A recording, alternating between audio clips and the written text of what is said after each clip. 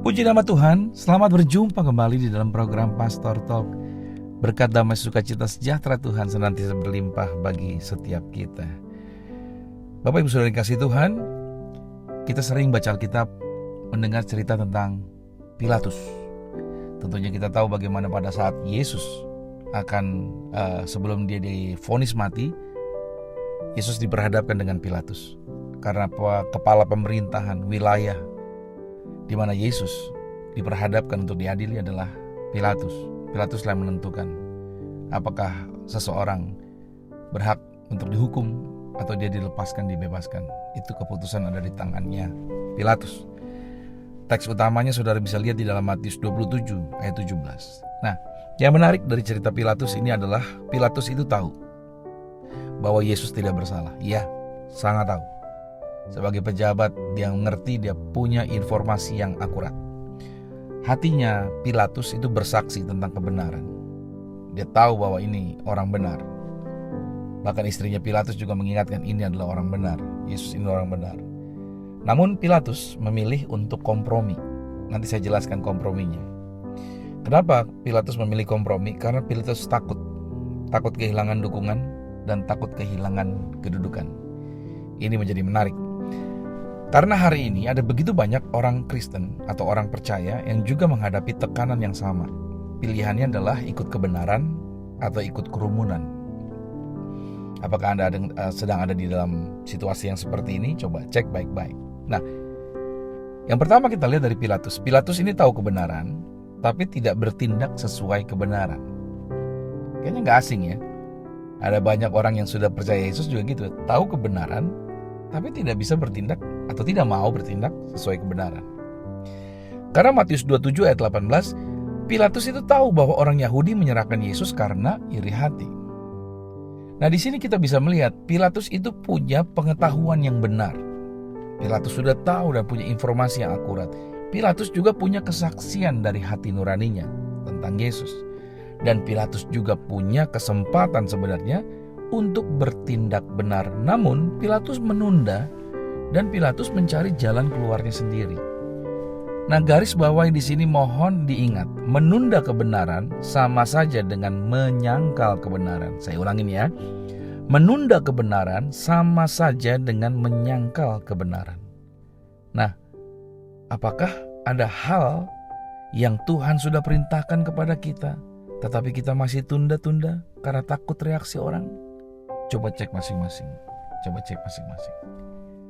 Yang kedua, kompromi itu dimulai saat kita takut terhadap manusia.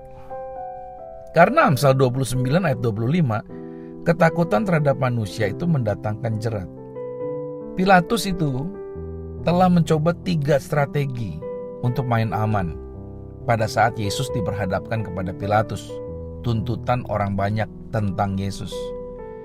Yang pertama, Pilatus malahan mengirimnya kepada Herodes. Dengan maksud agar Herodeslah yang mengambil keputusan bahwa dia memutuskan untuk menghukum Yesus.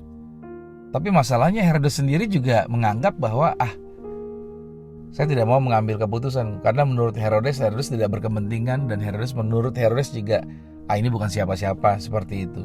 Jadi Herodes pun tidak mengambil keputusan. Gagal yang pertama. Yang kedua, Pilatus main aman dengan apa? Cuci tangan, pura-pura gak terlibat.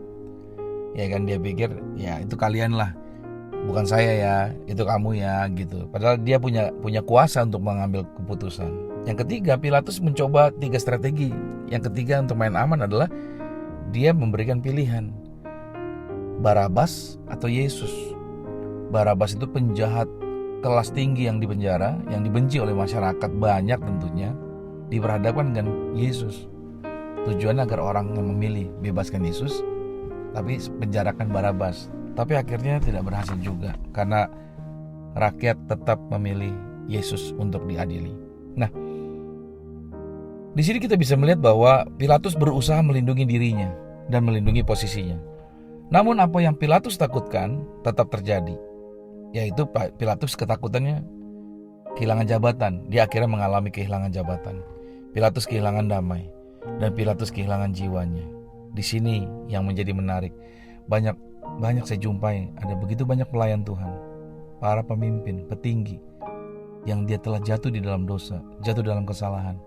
Bukannya segera dia membereskan, bukannya mengambil sikap yang benar, bukannya dia langsung mengambil keputusan untuk dia mengambil langkah yang benar, malahan dia berkompromi, menyembunyikan kesalahannya, tidak mau mengakui untuk bertobat dan lain sebagainya. Nah, di sini kita bisa melihat bahwa kompromi itu tidak pernah menyelamatkan. Kompromi itu justru menghancurkan.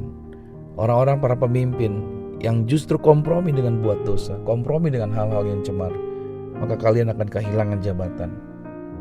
Orang itu akan kehilangan damai, hatinya gak pernah damai. Orang-orang yang kompromi dengan dosa, dia akan kehilangan jiwanya. Yang ketiga, saudara, apa yang dikompromikan untuk dijaga justru akan hilang. Andrew Wommack menuliskan, "What a person compromise to keep, he'll lose." Pilatus berpikir begini, popularitas lebih penting daripada kebenaran. Ya, seringkali kita juga gitu ya.